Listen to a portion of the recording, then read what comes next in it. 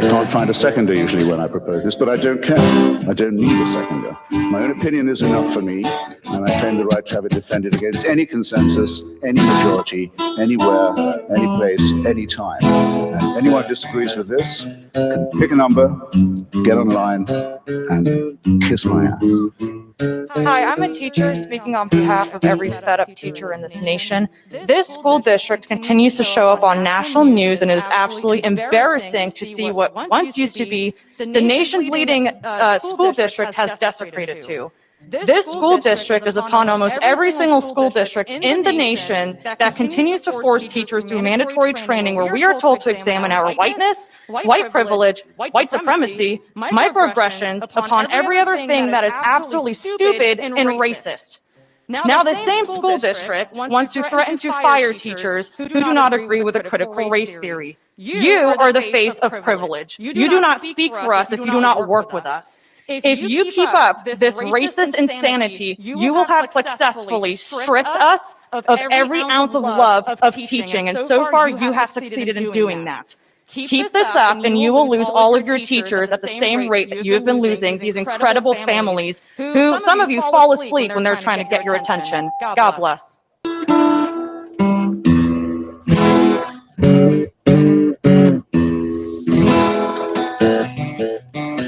No representation is made that the quality of legal services to be performed are greater than the legal services provided by other lawyers. I'm Harry Steele, backwoods other lawyer. Got my partner in crime and client, Mr. Paul Ripp, here with me today in studio. Beautiful day to be here. I tell you, I think it hit almost 80 today.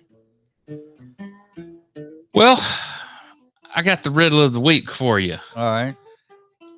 If CBS paid $7 million to Harpo Productions, where'd the money go?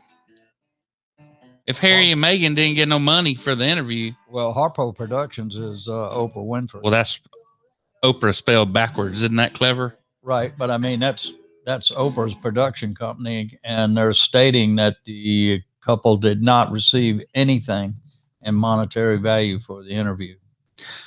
So police in Spain seize a narco submarine. That's a cool one too, isn't it? Look at that. Okay, well, it looks cool until you read the article, and the son bitch is made out of like plywood and duct tape.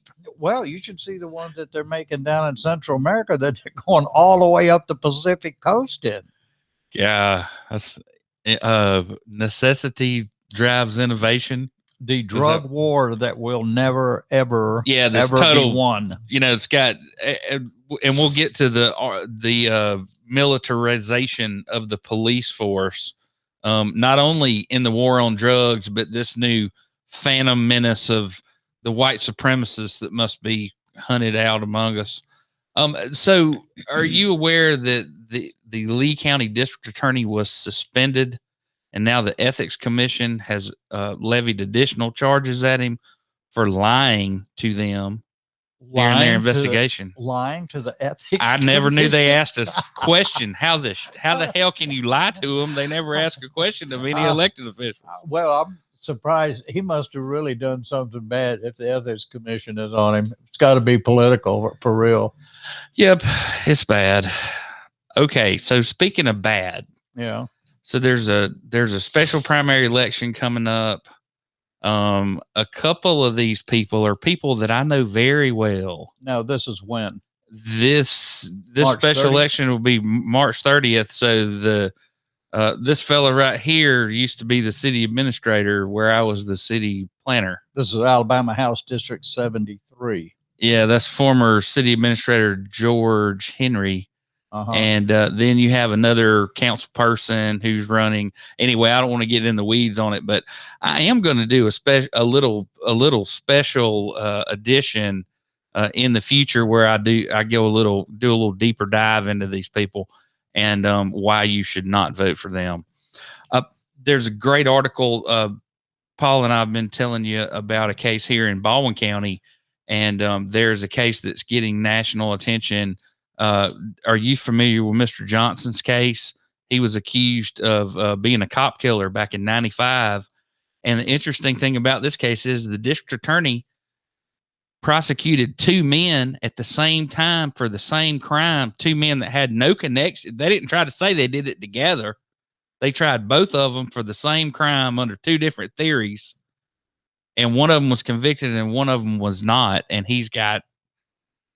it's as bad as you can imagine, people. He's got alibis and everything else. And it's just, he got railroaded, and hopefully. And now he's got to try to unwind it. Hopefully. Well, and why not just turn him loose? No, he's got to wait for his day to be heard. That's what I mean. You got to go through that legal unwind.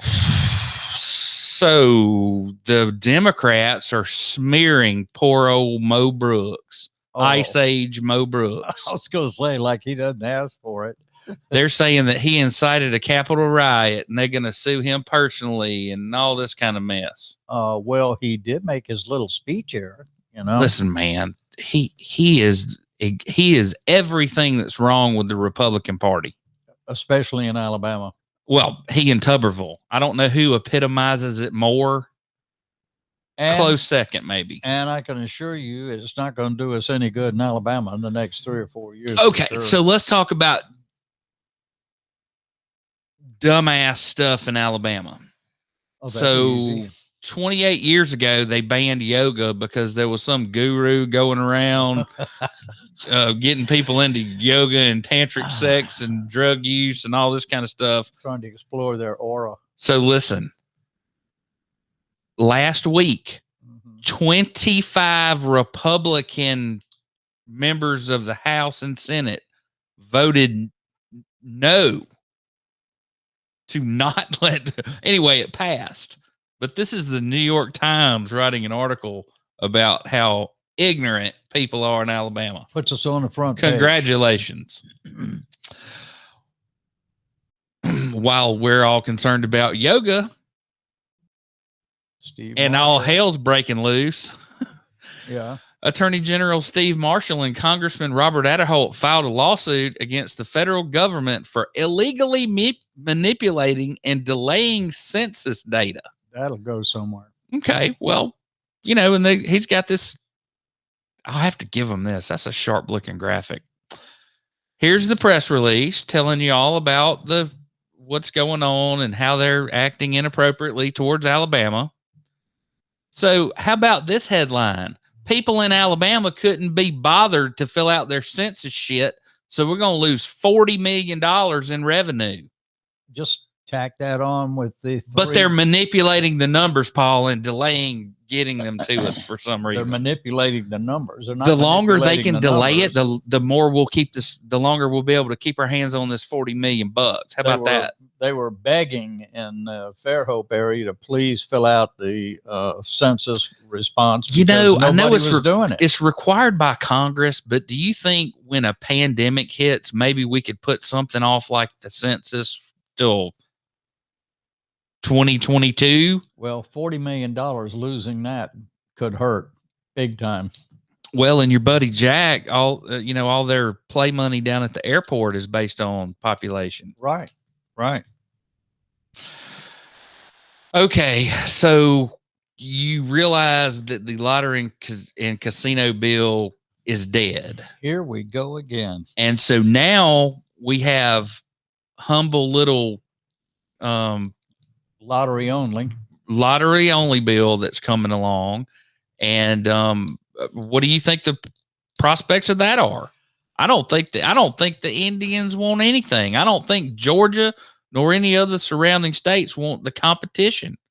Oh no, definitely. Because when this Powerball thing got up to crazy, everybody drove to Mississippi or Florida to get a ticket, didn't they? Right. Yeah, hell yeah, they did. Anywhere close, they did. Of course, but the lottery only, I can see where maybe that could have a little bit of a chance, but I wouldn't hold my breath. I'll tell you. What about the sewer thing? You hear anything on that? No, still not out of committee. So the COVID relief bill cuts poverty in half for now. Right. The $1.9 trillion pandemic relief bill, which is hardly what it really is.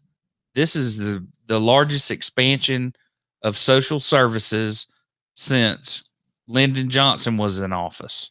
I think the key word missing is economic, because if you want to call it an economic stimulus package, well, no, that's fine. I mean, it's a relief bill for sure, but it also is generated by economics to throw so much money in there that a lot of this money is supposed to turn around and start coming back or relieve the services that are costing us twice and 3 times as much during the pandemic. Plus, you have to remember this is paying back the states for some of the money that they have invested that they had no way of recouping either.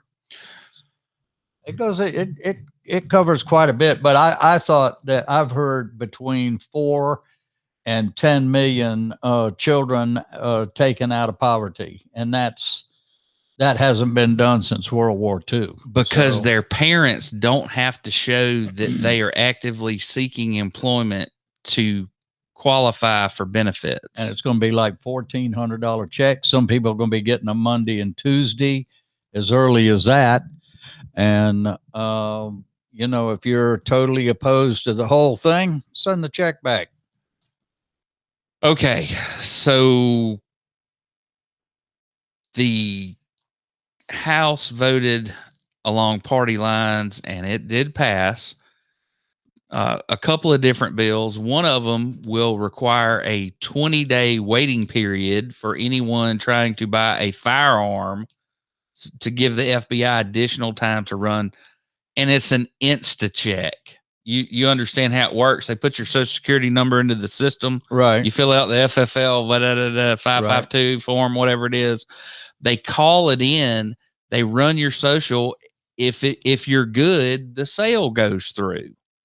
Now, what the hell do they need 20 days for? So the other issue that they're kicking around, the Democrats, is the end of person-to-person transfers. So if I had a long gun and I wanted to hand it down to my nephew, we would have to go to someone that has a federal firearms license, pay them $35 to do that background check, so that there would be a record of me passing down an antique handgun to my nephew. Which state do you think ranks way up there for illegal weapons shipped to Mexico? Let me give you a guess. Texas. Alabama. People leave their car. You hear in Mobile all the time, the police begging you to lock your car. All these pistols turn up gone, and these rifles that are stolen and stuff. Then they turn up down there in Mexico or in Central America somewhere. Yeah, where people are firing bullets. That's typically where bad guys end up with guns. So just to recap, the Second Amendment says a well-regulated militia being necessary for the security of a free state. The right of the people to keep and bear arms shall not be infringed. The people. Not being infringed. The ordinary people. It is. If I got to wait 20 days for the FBI to crawl up my ass with a flashlight, you got a driver's that's license? an infringement. You got a driver's license? I do. And you got insurance? And I think it's ridiculous. You think, well, okay, it's the same type of infringement. Yeah, it is. Okay. And this is all shit I was born into. If you Certainly nothing I voted for myself. You walk into a gun store and you say, I can't wait the 20 days. I need that gun right now. And you might. And you know what? You really might need that gun right then. Yeah. And who in the hell are these people to tell you got to wait 20 days? The federal government. More ridiculous shit to tell you about. This is real, Paul. This is not fabricated. This actually is a press release, a statement by Donald J. Trump, 45th President of the United States. I hope everyone remembers when they're getting the COVID-19, also often referred to as the China virus vaccine, that if I wasn't president, you wouldn't be getting that beautiful shot for 5 years at best. Probably wouldn't be getting it at all. I hope everyone remembers. Well, that's about pathology. I was going to say that's about as totally false as it can, because we're getting more now than we ever got before. Well, Harry, you are entitled to any animus that's directed against you. I mean, that's how I feel about Donald Trump. Well, Get your He shot. totally screwed it up. He totally screwed it up. Get your shot, folks. Get the vaccine, please. So, Paul, have you ever been the dude in headlights? I don't know that I have. Not to the extent that you're fixing to refer to. Cuomo groped me. Sixth accuser. Yeah, well, A yet unnamed accuser of Governor Cuomo is an aide who claimed he closed the door while they were alone and he fondled her under her blouse. What can I say? Well, Donald Trump says if you're famous, you can do just that. Nobody cares. Well, evidently he's catching more. Now he's not married. Yeah, that makes it better. Well, no, I'm just saying he's not married, so his relationship with women would be a little bit more, especially if they're his great granddaughter's age. Right. Yeah. Well, it always surprises me when men have the tactic of speaking to women and tell them that they want them to be their girlfriend for the day. Okay, so listen to this. Here's the funny nuance about the story. Right. This latest girl, he lures her into his office to close the door because he needs help with his cell phone. Right? What screams sexy more than an old man that needs help with his cell phone? Did she have it in her blouse? I don't know. He was looking somewhere. He was obviously very confused about how the phone works. He's looking for that phone, man. Okay. So, we've been talking about surveillance and how who all has access to it and all this. Well, the Madison County Jail was hacked. Go figure. Hey, you do realize that like 40,000 different cameras, all their IP address, like all these people that buy these Nest cameras, and don't put a password on them and they're just broadcasting all the time. So these hackers went in and made a list of them and posted them to Reddit. And I'm not sure that this is one of those cameras, but it's very coincidental in time. Have you seen the little wireless portable camera that's about the size of a silver dollar? Dude, you can just like I stick said, it somewhere. I mean, that's why there have to be laws. Has to be laws. Yeah, there are no privacy laws. We have none. Your phone is big. We are the most surveilled, tracked, categorized. It's like you said. Well, you got a driver's license, don't you? Well, you're going to have to get the vaccine card with a QR code to get through, and a star ID to be able to fly to damn Costa Rica or something. Where. That's right. It's ridiculous, Paul. It is ridiculous what's happened to this country. Remember the shoe bomber? Everybody had to take the shoes off for a year. I know. We all suffer. So, guess what's going on around here? Building. It will never end. And they're completely in charge. All of their minions and the many different levels of government do their bidding.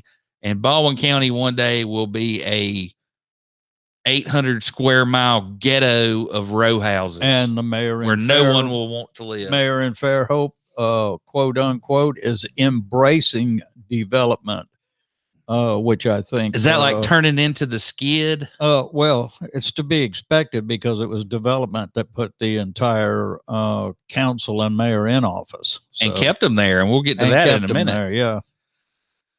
Okay, I have to blow the door.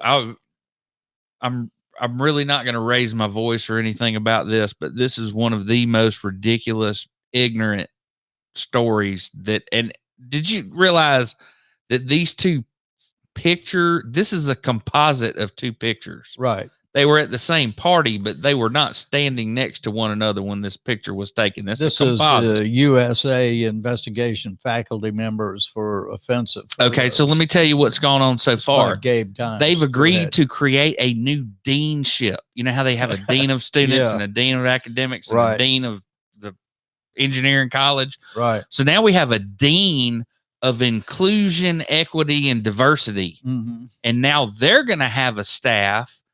Everyone who works on their staff or who goes to school there, you know how when you went to Alabama, when I went to Auburn, they had a U101.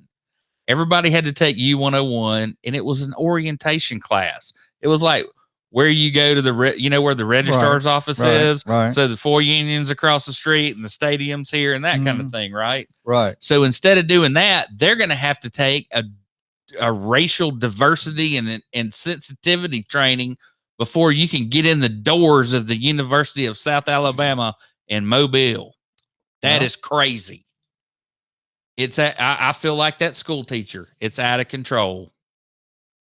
Speaking of out of control, 196 people have died of COVID in the U.S. 29.3 million infected, 534,000 deaths. Damn. We're going to see 600, maybe 700,000 by the time this is over.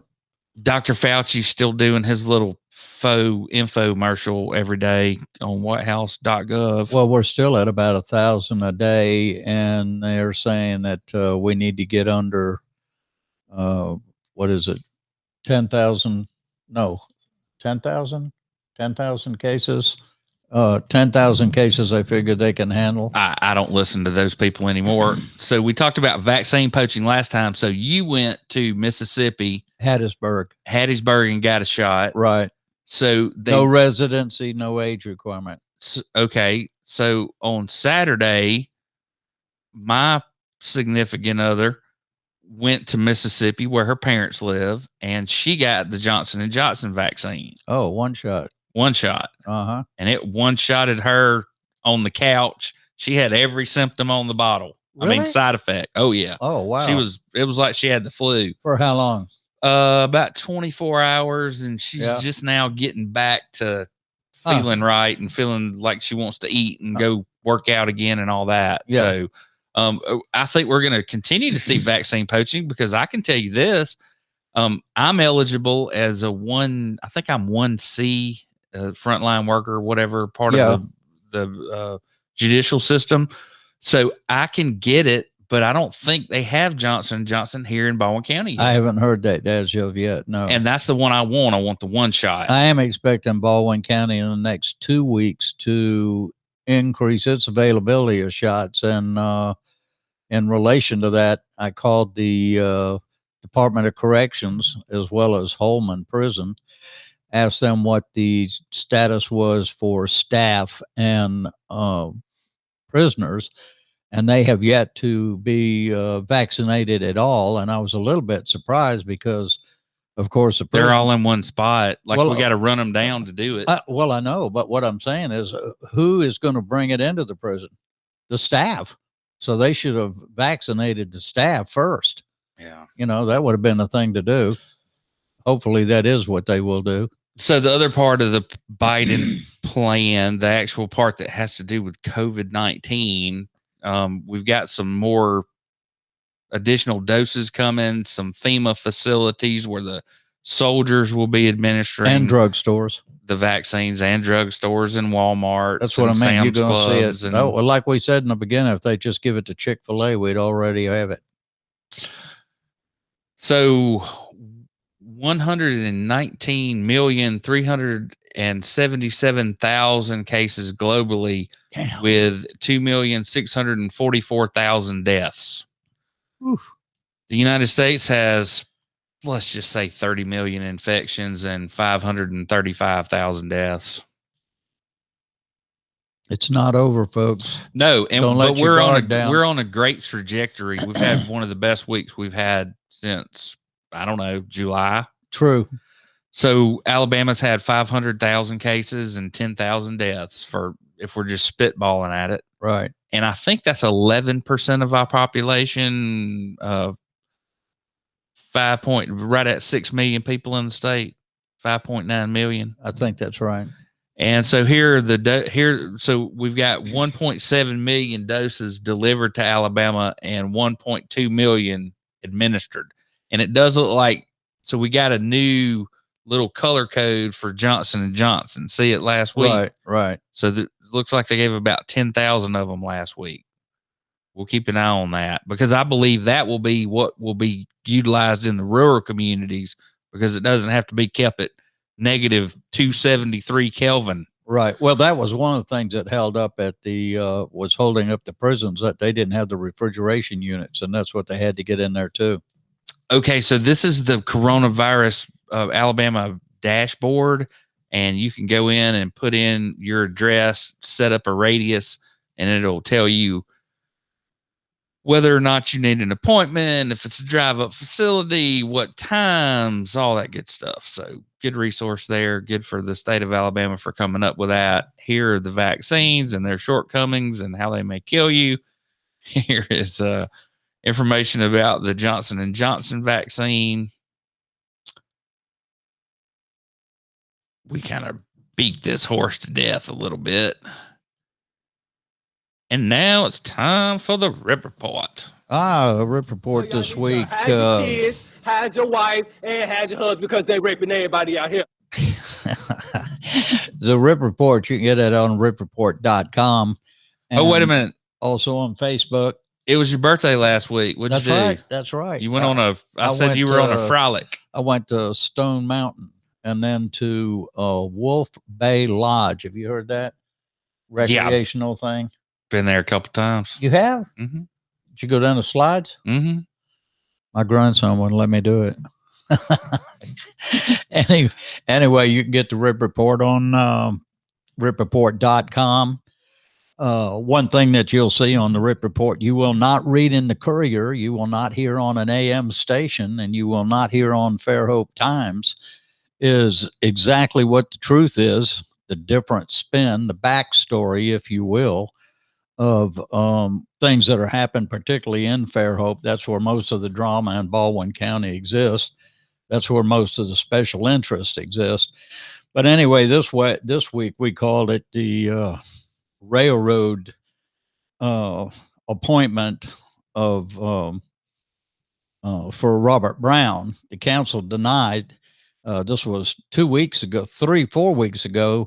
Mr. Brown resigned. Well, actually, he quit because he announced at a meeting that he was quitting and that he was buying some family property. And this was his last meeting, and done. Boom, he was out of there. Immediately after, at that meeting that they said that, Mr. Burrell, the council president, immediately said, well, we're thinking about Jay Robinson and we're going to put Jay Robinson in, and and didn't talk to anybody. Now, on the Ripp Report, I go to it and you'll see many links that refer to articles in the past which substantiate some of the things that we're saying. But the council denies that they knew anything about Robert Brown purchasing his family property July 21st of 2020. Now, people think back. 2020 in July is when we had our city elections were about to kick off. So Mr. Brown knew when he purchased this property that he was going to have to resign from his office or quit his office even before he was elected. And then Mr. Burrell starts out by saying that, oh, well, he knew about it for 2 months. Then he said 3 months. Then he said, now he's saying the last part of last year, before that he knew anything about it whatsoever. But without any public participation, the Fairhope Council, Jack Burrell decided who would be the next council person, and publicly declared that he makes the decision, that he made the decision. And the reason for no public participation was that there would be no objections, questions, facts, or anything else discussed by the public.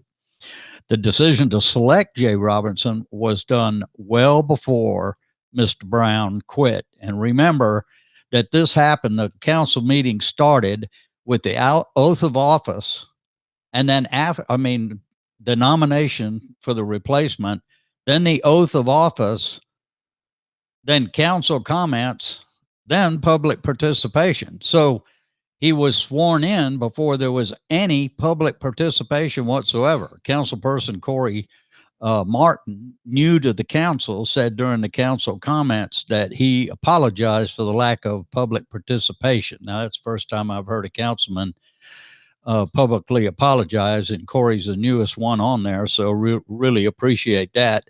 Now, I will mention... Yeah, that makes it a lot better. So let me mention something. But it's not but there's this no was- requirement that they consult anybody. Correct. They don't None. have to consult anybody, and it was not illegal. However, it was not ethical at all.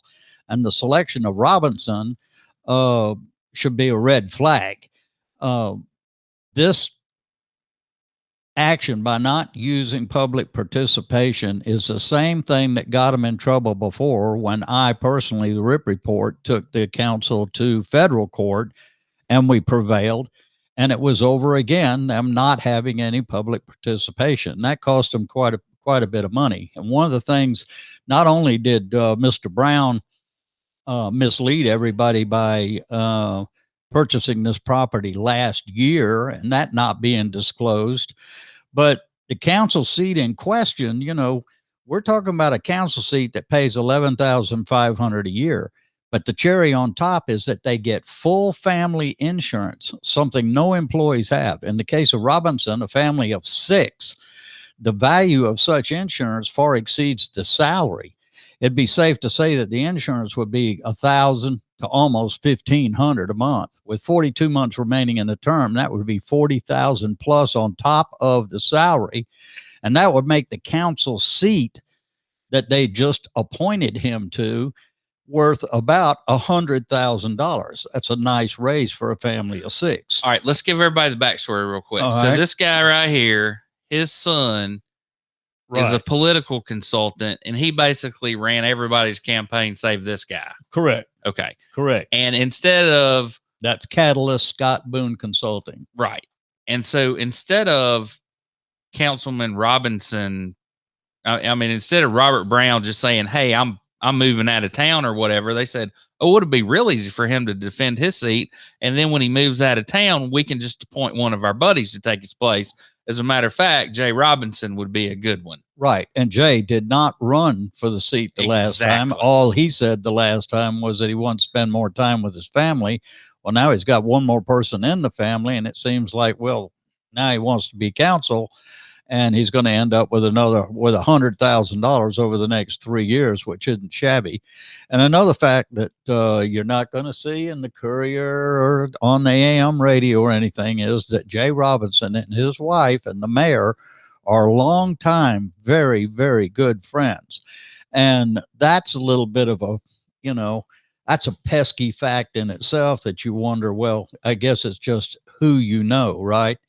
And at the same time, another little bitty tidbit is that at We the do things same different time, around here. yeah, at the same time, Robert Brown purchased the family property in July 2020 is the exact same time that Jay Robinson announced that he wasn't running for office. Now, this is all substantiated in the Ripp Report by probate records, where we printed part of the probate record.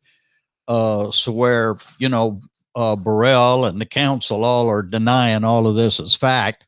Well, read the probate record and you can see where this was done. And that was during the election. Now there's also a follow-up in the Lagniappe, the week in Lagniappe. I'm only covering 2 articles and a couple of lightweight things in here, but musical chairs, Jay Robinson's appointed to the city council. And I approached the council. Of course, me approaching the council and speaking to the council was during public participation. After he was appointed. This was after he was appointed. So, I mean, no one got any ability to talk to anyone. And then Burrell starts talking. Mr. Burrell, you just have to listen to him. He will contradict himself over and over and over again, get caught in one line. He's really after a another. terrible public speaker because he can't keep his story straight. Right. And he says, Mr. Burrell says that he was contacted by 5 to 7 people who offered their services to run for Mr. Robinson's position. However, Mr. Burrell didn't mention any of those people who they are, and he spoke to none of the candidates that ran the last time for office, which I think just out of courtesy. Because they're not on the catalyst short list, dude. It's the catalyst short list. That's correct. That's correct. And who's our utility player who's come through time and time again? Jay Robinson. Oh, yeah.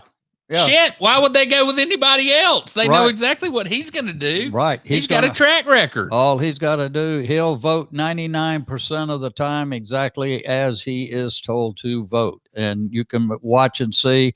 But this is a very, very unethical, lack of transparency, lack of accountability. It's a poor excuse of running a city that you don't give its citizens or the people that ran for office not even the opportunity to speak.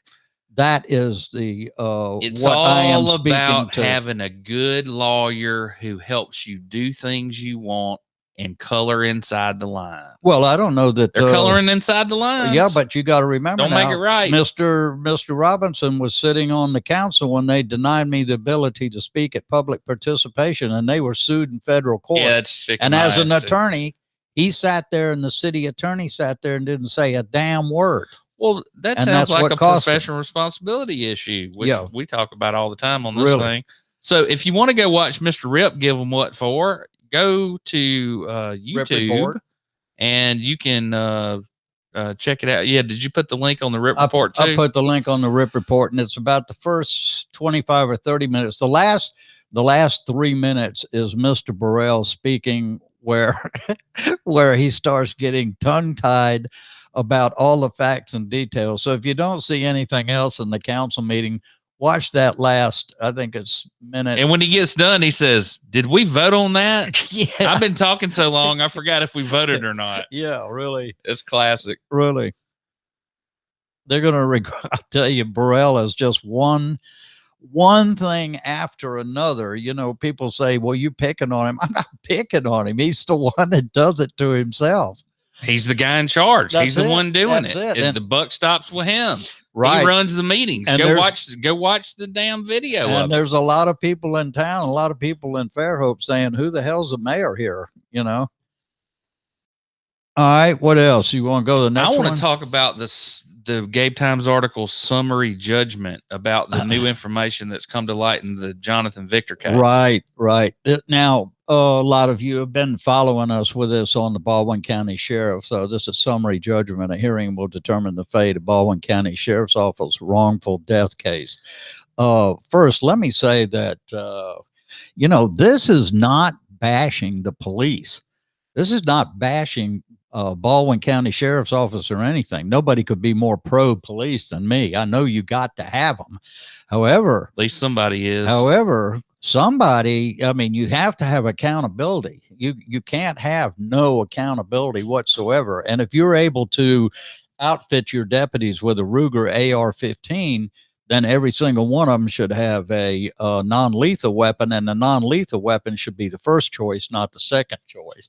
But in this case, additional video and audio captured during the deadly officer-involved shooting in 2017 has been submitted to a federal court as part of a wrongful death lawsuit against Baldwin County Sheriff Huey Hoss-Mack and Deputy Matt Hunniday, augmenting a library of information from the incident. The Baldwin County Sheriff's Office had previously declined to disclose. Now, Johnathan Victor was a salesman from Louisiana. Hold on. Yeah. It's not that they failed to disclose it.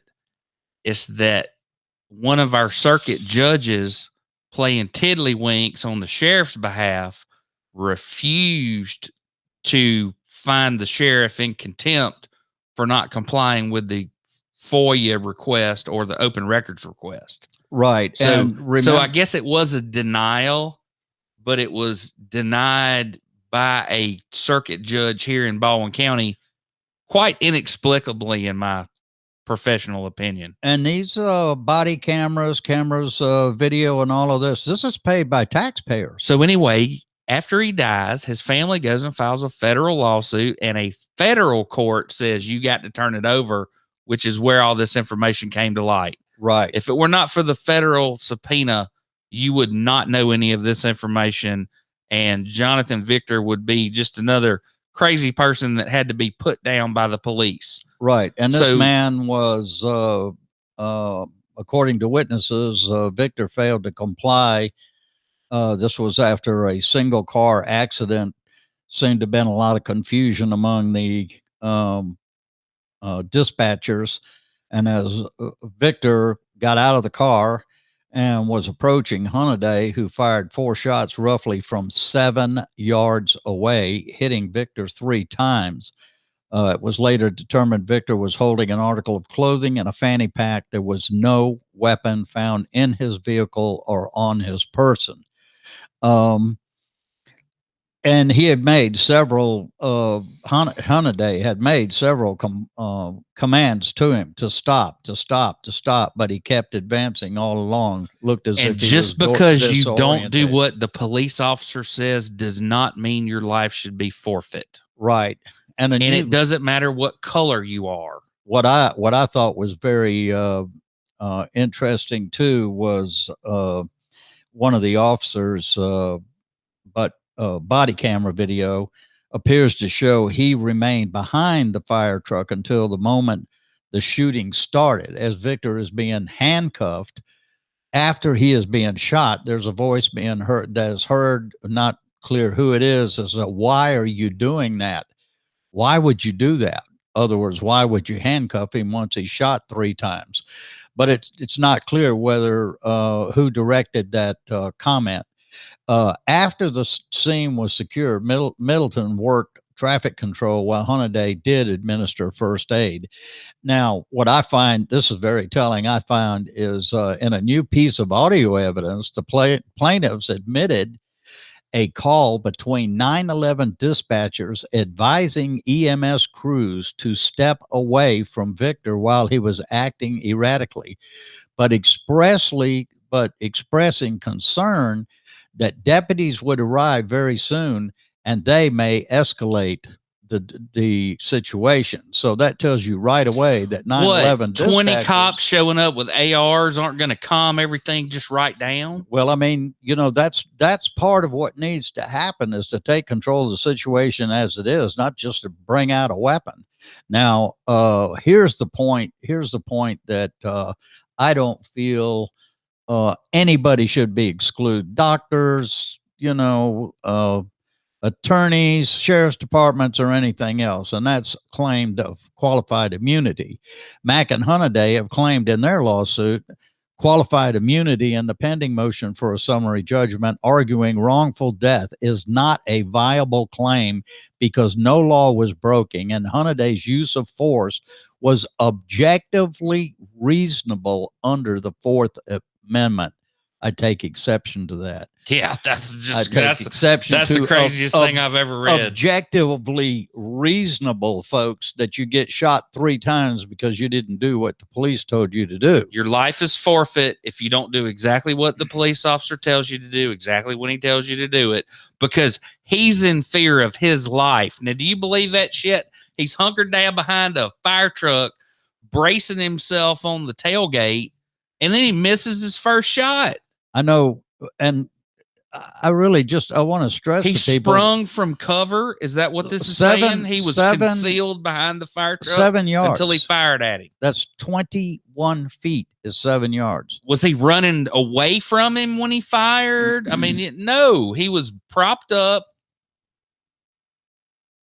ready to, you know, in a position to take the shot. Well, the plaintiffs believe that Victor was an innocent victim who was senselessly and unnecessarily shot and killed by Hunniday. Now, the defendant's motion for a summary judgment reads like a movie script. This individual barricaded himself in a vehicle with a weapon, which there was none. Then he finally exited. He took a shooter stance. He threatened EMTs and responding deputies. Now, what did he threaten them with? I don't know. He didn't have a gun. His finger. He was making pew pew noises and other with members his finger, of the like public a crazy person as he advanced on deputies. However, Samuel Tenenbaum, who represents the plaintiffs, wrote in a memo, "Nothing could be further from the truth. This was not a movie. Indeed, the video evidence, photographic evidence, and testimony in this case clearly and overwhelmingly contradict the defendant's, Baldwin County Sheriff's Department's, cherry-picked facts." So of course does. We will see where, and ladies and gentlemen, there is one other lawsuit similar to this crawling up right behind it, and another one behind that has yet to be filed. So this is going to be a precedent-setting case here of challenging claim qualified immunity. So we'll see what happens. Thank Lagniappe for staying up on it.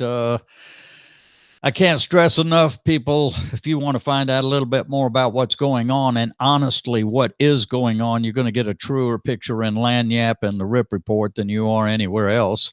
Something on a lighter note with Lagniappe is the 2021 Nappy Awards are now, you can submit your vote on the Nappy Awards. That's always a lot of fun this time of year.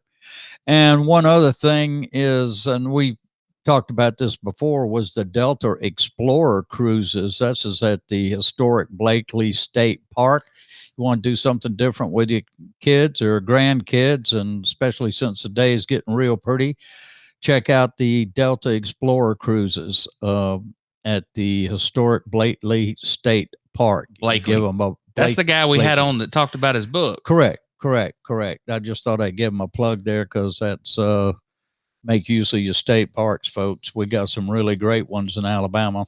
So, Paul, I told you gas was going to $6 when they said we're going to quit fracking, and there's been a good bit of gas prices on the rise. But you posted an article to Backstory Podcast Facebook page, right, that says that it's because Venus is in alignment with Jupiter or some bullshit. Like there's some other reason that gas is creeping up. Please well, one of the reasons being is because of COVID. What happened was everybody was staying home. Nobody was moving. There was no demand for gas. It gutted. A barrel of gas went down to almost nothing. They were shutting down refineries and everything. So now we're seeing the light at the end of the tunnel. Well, guess what they're having to do? Crank up all these refineries again. Yeah, but remember, these refineries were frozen solid 3 weeks ago. Correct. And I think this is a little blip. I think no, it's a blip. A supply demand issue. It's a, well, yeah, it is. It's a supply and demand issue. Because remember, they're getting this shit out of the ground for free, refining it and selling it to you for $2. Right. All they're having to do is transport it and refine it. And one more reason why we should go to alternative fuels. Mm-hmm. It's going to take all kinds of fuels. Okay. So do you remember the Waffle House arrest where this young lady's bosoms were exposed? Oh, right. Well, the Court of Appeals upheld her arrest. Go figure. Yeah. I think she was a bit out of hand. And let me say, you know, it's a damned if you do. Who hadn't been drunk at Waffle House before? Well, I know, but I'm talking They don't call the cops on me. Well, I know, but you know, you do get the police involved in everything, and the police is a damned if you do, damned if you don't job sometime, and it's very hard. But that goes right to the situation of being able to handle the situation that is going on. Whether it's somebody that is delusional, walking off a highway, or someone that's lost the top of her dress in a Waffle House. Yeah, well, these cops need to teach a clinic on how they de-escalated this situation, because this correct. However they did it, that ain't how you do it. De-escalation. Okay, so the gambling bill is dead. Yep. And all the... what's a good way to put it? All of our legislators are now explaining why they flip-flop, saying that they would support anything that came out of the governor's it failed Blue by Ribbon Task Force. It failed by 2 votes, right? Yes. Yeah, Taxman Elliott voted against it after saying he was going to support it. You listen to that, Baldwin County? And Senator David Sessions of Grand Bay also. The Taxman Chris Elliott, when chips came down to it, voted against the gambling bill. Now, he'll be the first one to tell you he doesn't want the Indians to have it, and he doesn't want this and doesn't want that. So what do we get? Nothing. I don't even think he'd say that. This is 21 years they've been talking about doing something that every single state around Alabama is already doing.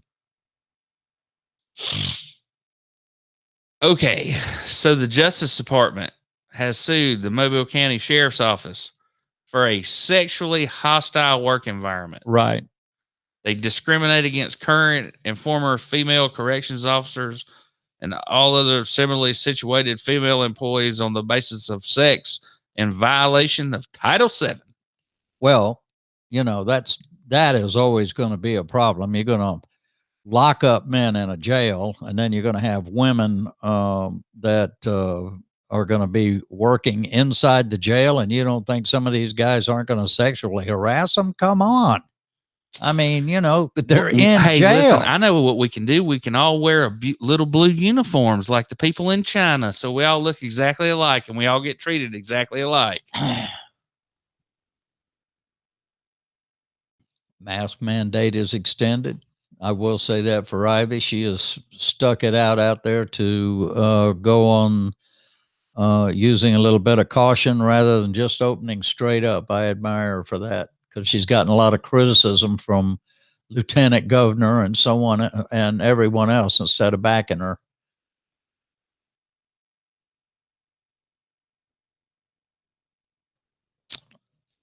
And that's about all I got, Harry, for now.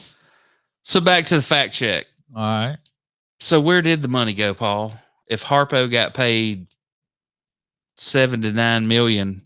Well, Harpo got paid $7 to $9 million, and then CBS is the one that got the money, baby. CBS put that thing all around the world. Didn't they say it was, I forget how many international channels picked it up as well, but CBS would be the owner of the interview. So all of our, let me just make sure I'm getting this straight. All right. All of anything that was invented by Europeans is bad. Who said that? Is that the new Who said that? woke culture? I mean, well, I don't know. I mean, so the queen and the royal family are the head of state, not the head of the government. Right. And they give the government legitimacy and continuity, and their role is ceremonial. Correct.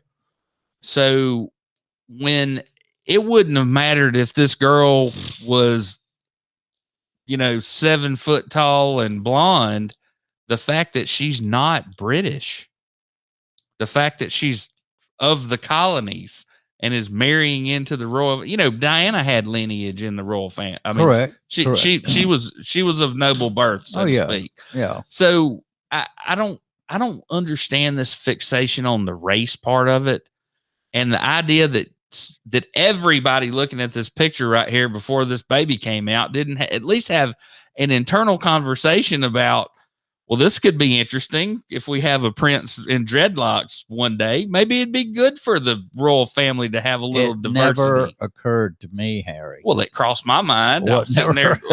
To me. Well, if it didn't occur to you, good for you. Well, it certainly crossed my mind.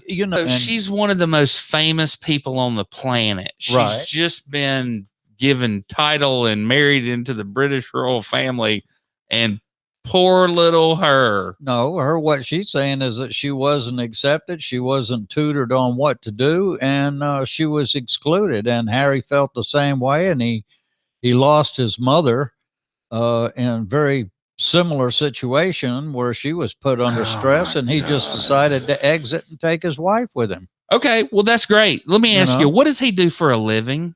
What does she do for a living? When's the last time she acted? They're philanthropists. Well, the last time he had a job, he was a soldier, which I thought was very admirable of him. And he served in Afghanistan. 2 tours. Like no special privilege or anything. He was in a damn foxhole with a gun. Right. So I think it was a chopper pilot. No, that's his brother was a chopper pilot. Yeah. Sorry, he was infantry. Sorry. That's right. Northumberland Fusiliers or whatever it's called. That's right. But so lots of respect for both of them. I just don't understand all this victimhood. You decided to leave. Fine. Now we got to have a $9 million TV show about it. Well, and vilify an old woman who was born when people weren't allowed to touch her or they'd lose their hand. No. Now, he wasn't talking about his grandmother at all or his grandfather, and he made that perfectly clear. He was not talking about them. Anyway, I've never understood the obsession with the British royal family. We fought a long, hard war not to have to concern ourselves with this. Well, I can assure you that the Brits take it extremely serious, the Queen. Extremely serious. Oh, yeah. I mean, she's a national treasure. Speaking of things I take seriously, Yeah. there's still no 10 commandments in the rotunda, Thank God. and you can get your liquor soon. Will be delivered right to That's your right. front door. You can't get a lottery ticket, folks, but you're going to be able to call up and get that liquor delivered. So this coming week, Oh yeah, here the we go. long-awaited public drunkery case of pub owner and Fairhope town bully Ronan McSherry. Mhm. Of course, the criminal charges for assault were dismissed through some And this was like Three Stooges explanation that you this was got like from the 2 Fairhope City Council. 2 or 3 years old, and the city attorney Marcus McDowell for City of Fairhope just dropped the ball on the whole thing. Of course, it was all by accident. He explained to the mayor at that time and myself that we didn't know the law, and he was going to charge him and everything would work out. Well, that all turned out to be false entirely. So we'll see what kind of shenanigans come up this Tuesday for Mr. McSherry. If he gets another pass or a delay or a postponement, or I don't know. Shit, maybe he'll die of old age before he gets really a trial. And remember now, this is the case where he knocked the lady off the bar stool, Paula DiNardi. She's medical bills. Those medical bills, as I understand, have still not been charged, have still not been paid for. And there's a pending civil lawsuit there. So, and there's a hearing in that next week as well. Correct. You may be interested in that because they may make me turn over your damn attorney-client privilege information. Oh my goodness. Yep, that's what I said. So, any final words of wisdom? No, just everybody really take it serious on this COVID thing. Don't let your guard down. Try to get the shot, the vaccination as soon as you can, and still wear the mask. They say 30 days after your second shot, or I guess your single shot of Johnson, is when you are the most immune or the best protected, let's say. So don't let your guard down. Try to help anybody that you know that has not got a vaccination, to encourage them to get a vaccination as soon as possible. I want to encourage everyone, if it's your way, please pray for Gailey Maxwell. She filed a motion this week. Her brother made a plea to the federal judge and said that her conditions inside of the prison are inhumane. It's almost as inhumane as being trafficked from one country to another to have sex with creepy old men. Right. This is the Gailey Maxwell, dude. Right. And she's lived a life of privilege with, as a surrounded by multimillionaires. So I imagine she does find prison a little disappointing. So House Bill 445 has been sent to the Senate, to the House floor. The Alabama House Judiciary Committee. It's an anti-rioting bill. Now, I don't know how. Is this? We've already passed a bill that says if you run somebody over in your car because they appear to be part of a protest, that's a defense against assault or murder, right? Isn't anti-rioting already against the law? Well, I would think so, but there's a thin line between when a riot breaks out and people's right to peaceably assemble that is constitutionally protected.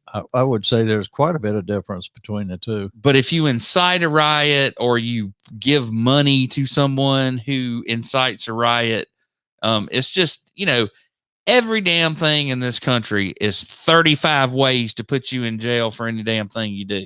Well, yeah, but if you stand up in front of a bunch of people and tell them to go down the street and kick ass and they're already whipped up, that's called incitement, Yeah, maybe. Yeah, maybe hell, that's incitement. Potato. All right, well, that's it for the Backstory Podcast this week. You guys have a good weekend. It's a beautiful weekend. I hope it. Yep, and Fairhope, keep smelling those roses and not paying attention to what's going on, because Mr. Burrell's hard at work making sure that that city council represents the special interest of Fairhope. High stepping turkeys.